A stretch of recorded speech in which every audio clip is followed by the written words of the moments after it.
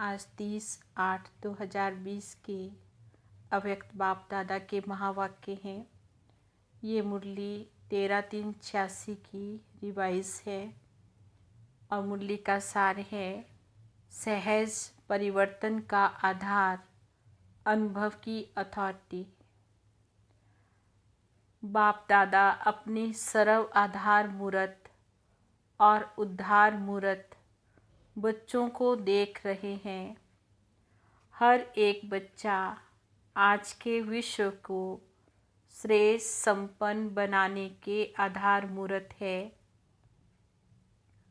आज विश्व अपने आधार मूर्त श्रेष्ठ आत्माओं को भिन्न भिन्न रूप से, भिन्न भिन्न विधि से पुकार रहा है, याद कर रहा है। तो ऐसे सर्व दुखी अशांत आत्माओं को सहारा देने वाले, अंजलि देने वाले, सुख शांति का रास्ता बताने वाले, ज्ञान नेत्रहीन को दिव्य नेत्र देने वाले, भटकती हुई आत्माओं को ठिकाना देने वाले, अप्राप्त आत्माओं को प्राप्ति की अनुभूति कराने वाले, उद्धार करने वाले आप श्रेष्ठ आत्माएं हो। बाबा ने क्या कहा? आप दुखी अशांत आत्माओं को सहारा देने वाले हैं, अंजलि देने वाले हैं, सुख शांति का रास्ता बताने वाले हैं और नेत्रहीन जिनको ज्ञान नहीं है उनको दिव्य नेत्र देने वाले, भटकती हुई आत्माओं को ठिकाना देने वाले और अप्राप्त आत्माओं को प्राप्ति की अनुभूति कराने वाले श्रेष्ठ आत्माएं हो। विश्व के चारों ओर किसी न किसी प्रकार की हलचल है। कहाँ धन के कारण हलचल है, कहाँ मन के अनेक टेंशन की हलचल है, कहाँ अपने जीवन से असंतुष्ट होने के कारण हलचल है, कहाँ प्रकृति के तमो प्रधान वायुमंडल के कारण हलचल है। चारों ओर हलचल की दुनिया है। ऐसे समय पर विश्व के कोने में आप अचल अडोल आत्माएं हो। दुनिया तो भय के वश है और आप तो निर्भय बन सदा खुशी में नाचते गाते रहते हो। अगर दुनिया अल्प काल के लिए खुशी के साधन नाचना व गाना और अनेक साधन अपनाती हैं, तो वे अल्प काल के साधन और ही चिंता की चिता पर ले जा रहे हैं। ऐसे विश्व की आत्माओं को अभी श्रेष्ठ अविनाशी प्राप्तों की अनुभूति का आधार चाहिए। सब आधार उन्होंने देख भी लिए और सबका उन्होंने अनुभव भी कर लिया और सबके मन में अब ये आवाज़ ना चाहते हुए भी निकलता है कि हमें इससे कुछ और चाहिए। ये साध ओम शांति। आज 28/8/2020 के प्यारे बाबा के मधुर महावाक्य हैं। मुरली का सार है, मीठे बच्चे जितना समय मिले एकांत में जाकर याद की यात्रा करो। जब तुम मंजिल पर पहुंच जाएंगे तब ये यात्रा पूरी हो जाएगी। अर्थात बाबा कह रहे हैं कि जब भी हमें समय मिलता है, तो जब भी हमें एकांत मिलता है तो बाबा को याद करने का पुरुषार्थ करना चाहिए। और जब हम अपनी मंजिल पर पहुंच जाएंगे, हमारा लक्ष्य जब पूरा हो जाएगा, तब हमें याद भी करने की आवश्यकता नहीं पड़ेगी। आज की मुरली से प्रश्न है, संगम पर बाबा अपने बच्चों में कौन सा ऐसा गुण भर देते जो आधा कल्प तक चलता रहता है? तो बाबा ने कहा, बाबा कहते, जैसे मैं अति स्वीट हूँ, ऐसे बच्चों को भी स्वीट बना देता हूँ। देवताएं तो बहुत स्वीट हैं, तुम बच्चे अभी स्वीट बनने का पुरुषार्थ कर रहे हो।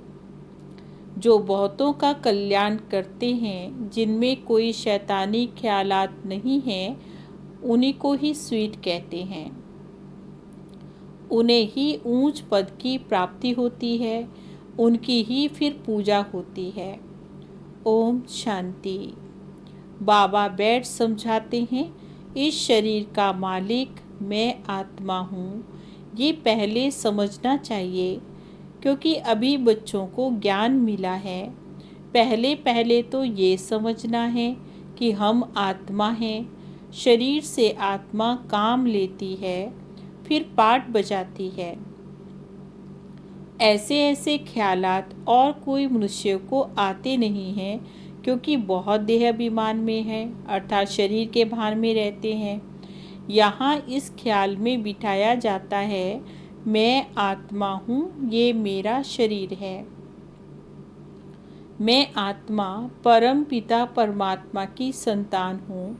ये याद ही घड़ी घड़ी बच्चों को भूल जाती है, तो ये पहले पूरी याद करनी चाहिए। यात्रा पर जब जाते हैं तो कहते हैं चलते रहो। जैसे स्थूल यात्राएं करते हैं, अमरनाथ जाते हैं या कहीं और जाएंगे, तो जब यात्रा करते हैं तो क्या करते हैं कि रुकना नहीं चाहिए, चलते रहना चाहिए। तुमको भी याद की यात्रा पर चलते रहना है, यानी बाबा को याद करते रहना है। याद नहीं करते हैं, गोया यात्रा पर नहीं चलते। देह अभिमान बहुत आता है। देह अभिमान से कुछ ना कुछ फिर विकर्म बन जाता है। ऐसे भी नहीं, मनुष्य सदैव विकर्म करते हैं, फिर भी कमाई तो बंद हो जाती है। इसलिए जितना हो सके याद की यात्रा में ढीला नहीं पड़ना चाहिए। एकांत में बैठकर अपने साथ विचार सागर मंथन कर पॉइंट्स निकालनी होती है। हम कितना समय बाबा की याद में रहते हैं, मीठी चीज़ की याद तो पड़ती है ना। बच्चों को ये समझाया जाता है, इस समय सभी मनुष्य मात्र एक दो को नुकसान पहुंचाते रहते हैं। सिर्फ टीचर की बाबा महिमा करते हैं, उनमें भी कोई कोई टीचर खराब भी होते हैं। नहीं तो टीचर माना टीच करने वाला, अर्थात मैनर्स सिखलाने वाला। जो रिलीजियस माइंडेड अच्छे स्वभाव के होते हैं, उनकी चलन भी बहुत अच्छी होती है। बाप अगर शराब पिएगा तो बच्चों को वे भी संग लग जाता है। इसको खराब संग कहते हैं, क्योंकि ये रावण का राज्य है। राम राज्य था जरूर, परंतु वे कैसे था, कैसे स्थापन हुआ, ये वंडरफुल मीठी बातें तुम बच्चे जानते हो। स्वीट, स्वीटर, स्वीटेस्ट भी कहा जाता है। बाबा की याद में रहकर तुम पवित्र बन और पवित्र बनाते हो। बाबा हम बच्चों को नई सृष्टि में नहीं आते हैं। बाबा नई सृष्टि में नहीं आएंगे, बाबा तो पुरानी सृष्टि पर आते हैं। सृष्टि में मनुष्य, जानवर, खेती बाड़ी आदि सब होता है, क्योंकि बाबा ने कहा मनुष्य के लिए तो ये सब चीज़ें चाहिए ना। शास्त्रों में प्रलय का वृत्तांत भी रॉन्ग है, जैसे दिखा दिया कि प्रलय हुई और सारी दुनिया खत्म हो गई, तो बाबा ने कहा प्रलय नहीं होती है, ये सृष्टि का चक्र है, ये फिरता रहता है। बच्चों को आदि से अंत तक ख्याल में रखना है। मनुष्यों को तो अनेक प्रकार के चित्र याद आते हैं, कितने मेले मलाखड़े भी याद आते हैं, वे सब हद के हैं। और तुम्हारी तो बेहद की याद है, बेहद की खुशी है, और बेहद का हम बच्चों को धन मिल रहा है। धन तो वहाँ पर अपार होता है। सत्यु की बाबा बात कर रहे हैं, सब कुछ सतो प्रधान होता है। तुम्हारी बुद्धि में भी है, हम सतो प्रधान थे, फिर हमें वापस फिर से सतो प्रधान बनना है। ये भी तुम बच्चे अभी जानते हो, तुम्हारे में भी नंबर वार है। इसीलिए कहते हैं स्वीट, फिर स्वीटर, फिर स्वीटेस्ट कहते हैं। बाबा से हम बच्चे स्वीट बनने वाले हैं, वही ऊंच पद पाएंगे। स्वीटेस्ट वे हैं जो बहुतों का कल्याण करते हैं। किन्हें बाबा ने कहा स्वीटेस्ट कौन है? जो बहुतों का कल्याण करते हैं। बाबा भी स्वीटेस्ट है ना, तब तो सब उनको याद करते हैं। कोई शहद या चीनी को ही स्वीटेस्ट नहीं कहा जाता है, ये मनुष्य की चलन पर कहा जाता है। कहते भी हैं ये स्वीट चाइल्ड है। सत्युग में कोई भी शैतानी वाली बात नहीं होगी। इतना ऊंच पद जो पाते हैं जरूर वहाँ पुरुषार्थ किया जाता है। तुम अभी नई दुनिया को जानते हो, तुम्हारे लिए तो जैसे कल नई दुनिया फिर सुख धाम होगी।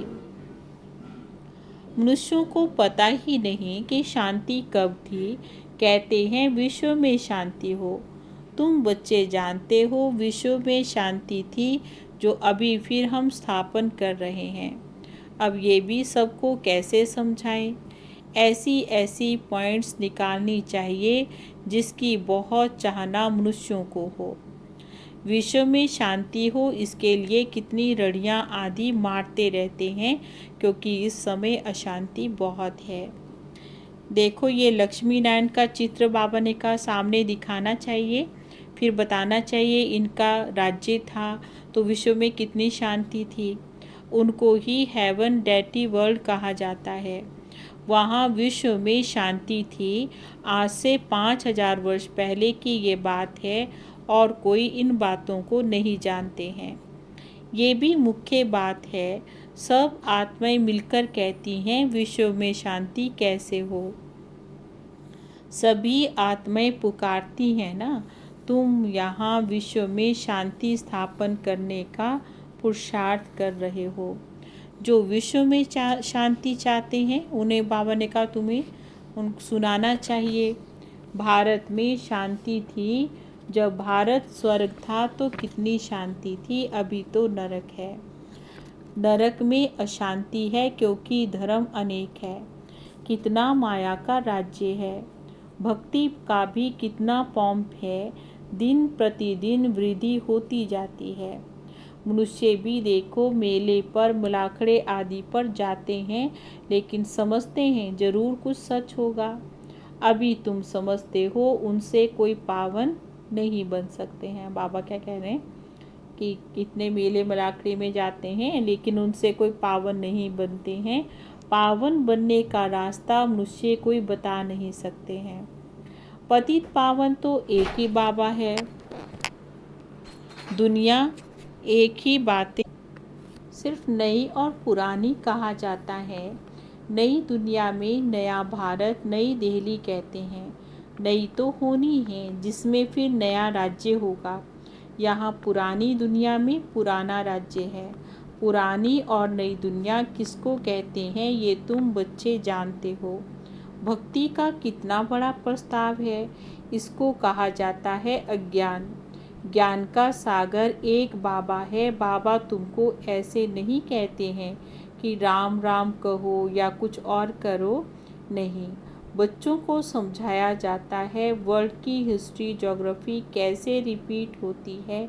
ये एजुकेशन भी तुम बच्चे पढ़ रहे हो। इसका नाम है रूहानी एजुकेशन, स्पिरिचुअल नॉलेज। इसका अर्थ भी कोई नहीं जानते हैं। ज्ञान सागर तो एक ही बाप को कहा जाता है, वह है स्पिरिचुअल नॉलेजफुल फादर। बाबा हम बच्चों से बात करते हैं। तुम बच्चे समझते हो रूहानी बाबा हम बच्चों को पढ़ाते हैं। ये है स्पिरिचुअल नॉलेज। रूहानी नॉलेज को ही स्पिरिचुअल नॉलेज कहा जाता है। तुम बच्चे जानते हो परम पिता परमात्मा तो बिंदी है। वे हम बच्चों को पढ़ाते हैं। हम आत्माएं पढ़ रही हैं, ये कभी भी नहीं भूलना चाहिए। हम आत्मा को जो नॉलेज बाबा से मिलती है फिर हम दूसरी आत्माओं को देते हैं।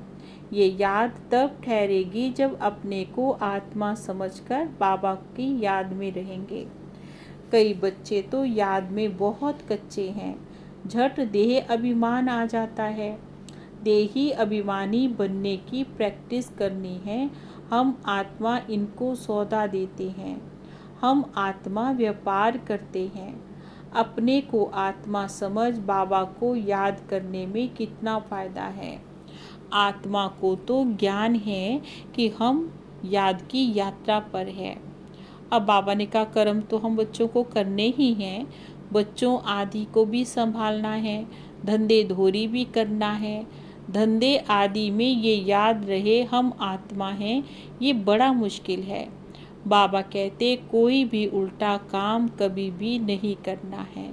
सबसे बड़ा विकार है काम विकार। बाबा ने कहा वही सबसे ज़्यादा तंग करता है। अभी तुम बच्चे पावन बनने की प्रतिज्ञा करते हो और उसकी यादगार में हम ये रक्षाबंधन आदि मनाते हैं। आगे तो पाई की भी राखी मिलती थी, ब्राह्मण लोग जाकर राखी बांधते थे। आजकल तो राखी भी, बाबा ने कहा वो भी फैशन हो गया है, राखी भी फैशनेबल बनाते हैं। वास्तव में ये अभी की बात है। तुम बाबा से प्रतिज्ञा करते हो हम कभी भी विकारों में नहीं जाएंगे, आपसे विश्व के मालिक बनने का वर्षा लेंगे। बाप कहेंगे 63 जन्म तो विषय वैतरणी नदी में गोते खाए हैं, अब तुमको क्षीर सागर में बाबा ले चलते हैं। सागर कोई है नहीं, ये तो केवल भेंट में कहा जाता है। तुमको बाबा शिवालय में ले जाते हैं क्योंकि वहाँ अथाह सुख होंगे। अभी तो ये अंतिम जन्म है, तो इसलिए बाबा हम बच्चों को क्या कहते, हे आत्माएं पवित्र बनो। क्या बाबा का कहना नहीं मानेंगे? ईश्वर तुम्हारा बाप कहते हैं मीठे बच्चे विकारों में नहीं जाओ, क्योंकि जन्म जन्मांतर के पाप तो सिर पर हैं, वे मुझे याद करने से ही भस्म होंगे। कल पहले भी तुम बच्चों को ये शिक्षा दी थी। बाबा गारंटी तब करते जब तुम ये गारंटी करते हो बाबा हम आपको याद करेंगे। इतना याद करना है जो शरीर का भान भी ना रहे। सन्यासियों में भी कोई कोई तीखे बहुत पक्के ब्रह्म ज्ञानी होते हैं, वे भी ऐसे बैठे बैठे शरीर छोड़ते हैं। यहाँ तुमको तो बाबा समझाते हैं पावन बनकर फिर जाना है, वे तो अपनी मत पर चलते हैं। बाबा ने कहा ऐसे नहीं कि वे शरीर छोड़कर कोई मुक्ति में चले जाएंगे या जीवन मुक्ति में जाएंगे। बाबा ने कहा बिल्कुल भी नहीं, आते फिर भी यहाँ ही हैं, परंतु उनके फॉलोअर्स ये समझते हैं कि वे तो निर्वाण में चले गए। बाबा समझाते हैं एक भी वापस नहीं जा सकता, ये कायदा ही नहीं है। झाड़ वृद्धि को जरूर पाना है। अभी तुम संगम युग पर बैठे हो और सब मनुष्य हैं कलयुग में। तुम अभी दैवी संप्रदाय बन रहे हो, जो तुम्हारे धर्म के होंगे वे फिर आते जाएंगे। देवी देवताओं का भी वहाँ सिजरा होता है, यहाँ बदली होकर फिर और धर्मों में कन्वर्ट हो गए हैं। बाबा ने कहा फिर से निकल आएंगे, नहीं तो वहाँ पर जगह कौन भरेंगे। जरूर वे अपनी जगह भरने के लिए फिर आ जाएंगे। ये बहुत महीन बातें हैं। बहुत अच्छे अच्छे भी आएंगे जो दूसरे धर्मों में कन्वर्ट हो गए हैं। फिर बाबा ने कहा वो बच्चे फिर से वापस आएंगे, क्योंकि जो देवी देवता धर्म की आत्माएं होंगी, बाबा ने कहा उनको फिर वापस आना होगा। इमरजेंसी में तो बहुतों को पकड़ते भी हैं, फिर मिलने पैसे मिलते हैं तो छोड़ देते हैं। जो कल्प पहले हुआ तुम अभी देख रहे हो, कल्प आगे भी ऐसा हुआ था। तुम अभी मनुष्य से देवता उत्तम पुरुष बनते हो। ये है सर्वोत्तम ब्राह्मणों का कुल। इस समय बाबा और बच्चे रूहानी सेवा पर हैं। कोई गरीब को धनवान बनाना ये रूहानी सेवा है। बाबा कल्याण करते हैं तो बच्चों को भी क्या करना चाहिए, मदद करनी चाहिए। जो बहुतों को रास्ता बताएंगे वही बहुत ऊंचे चढ़ सकते हैं। तुम बच्चों को पुरुषार्थ करना है, लेकिन चिंता नहीं करनी है, क्योंकि तुम्हारी रिस्पॉन्सिबिलिटी तो बाबा के ऊपर है। पुरुषार्थ बाबा हम बच्चों से जोर से कराते हैं, फिर जो फल निकलता है समझा जाता है कल्प पहले मिसल। बाबा ने कहा जो भी होता है वो कल्प पहले मिसल होता है। बाबा बच्चों को कहते हैं बच्चे फिक्र मत करो, सेवा में मेहनत करो, नहीं बनते हो तो क्या करेंगे। जो इस कुल का नहीं होगा, बाबा ने कहा उसको कितना भी समझाएंगे ज्ञान, कितना भी बताएंगे लेकिन उनकी समझ में नहीं आएगा। तो इसलिए बाबा ने कहा जब दुख बहुत आता जाएगा फिर आएंगे कि हाँ ज्ञान तो सही था, अगर हम चलते इसमें तो कितना अच्छा था। तुम्हारा व्यर्थ कुछ भी नहीं जाएगा। बाबा ने कहा जो भी तुम बच्चे पुरुषार्थ करते हो या किसी को ज्ञान भी सुनाते हो वो कभी निष्फल नहीं जाएगा। तुम्हारा काम है राइट बताना। शिव बाबा कहते मुझे याद करो तो तुम्हारे विक्रम विनाश हो जाएंगे। ऐसे बहुत कहते हैं भगवान जरूर है।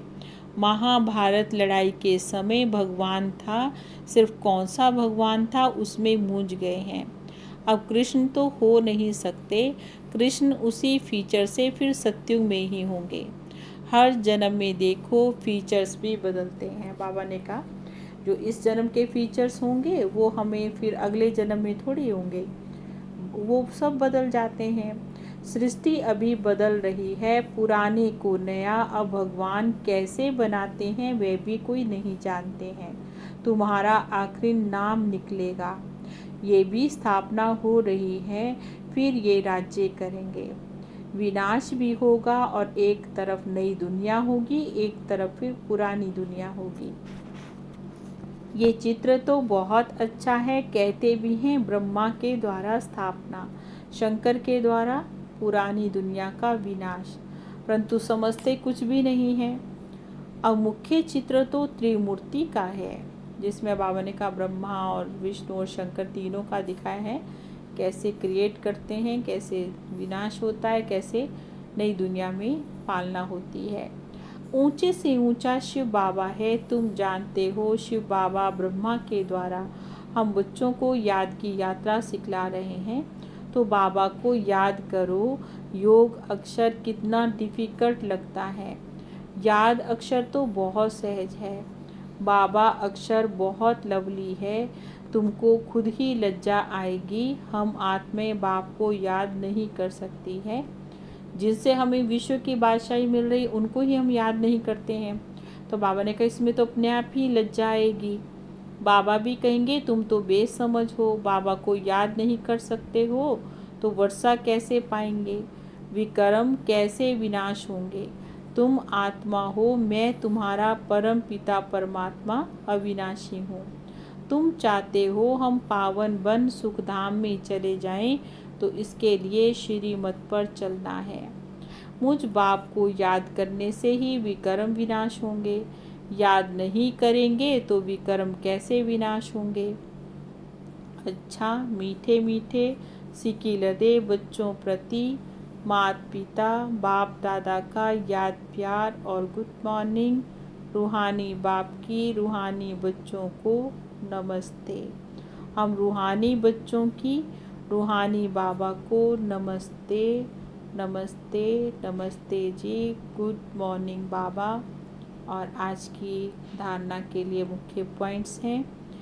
पहली पॉइंट है हर प्रकार से पुरुषार्थ करना है, फिक्र नहीं करना है, क्योंकि हमारा रिस्पॉन्सिबल स्वयं बाबा है, हमारा कुछ भी व्यर्थ नहीं जा सकता है। दूसरी पॉइंट है बाप समान बहुत बहुत स्वीट बनना है, अनेकों का कल्याण करना है, इस अंतिम जन्म में पवित्र जरूर बनना है। धंधा आदि करते हुए ये अभ्यास करना है कि मैं आत्मा हूँ। और आज का वरदान है हर कदम में पद्मों की कमाई जमा करने वाले, सर्व खजानों से संपन्न व तृप्त आत्मा भव। हर कदम में पद्मों की कमाई जमा करने वाले, सर्व खजानों से संपन्न व तृप्त आत्मा भव। जो बच्चे बाबा की याद में रहकर हर कदम उठाते हैं वे कदम कदम में पद्मों की कमाई जमा कर लेते हैं। इस संगम युग पर पद्मों की कमाई की खान मिलती है। संगम युग जमा करने का युग है। अभी जितना जमा करना चाहें उतना कर सकते हैं। एक कदम अर्थात एक सेकंड भी बिना जमा के नहीं जाए, अर्थात व्यर्थ ना हो, सदा भंडारा भरपूर हो। जिसके लिए बाबा कहते हैं अप्राप्त नहीं कोई वस्तु। बाबा ने कहा हम बच्चों के खजाने में, भगवान के खजाने में भी नहीं है कमी और बच्चों को भी कोई कमी नहीं है, ऐसे हमारे संस्कार हों। जब अभी ऐसी तृप्त आत्मा, संपन्न आत्मा बनेंगे, तब भविष्य में अखुट खजानों के मालिक बन जाएंगे।